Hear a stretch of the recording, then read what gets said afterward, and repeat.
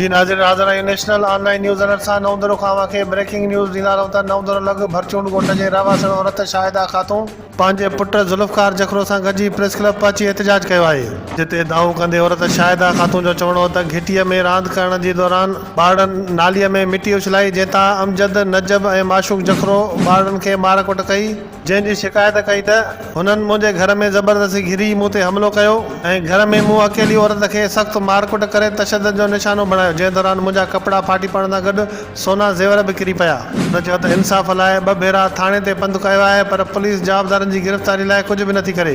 जवाबदार ॾाढा आहिनि ऐं पुलिस उन्हनि खे गिरफ़्तार नथी करे, जंहिं करे उहे ॾाढ करे असांखे घर वापसि वञण बि नथा ॾियनि ऐं रस्तो पकड़े बीठल आहिनि। हुननि IG सिंध DIG लाड़काणो ऐं SSP लाड़काणो खे अपील कई त मामले जो फौरी नोटिस वठी असांखे तहफ़ुज़ फराहम करे इंसाफ़ कयो वञे ऐं जवाबदारनि खे फौरी तौर गिरफ़्तार कयो वञे।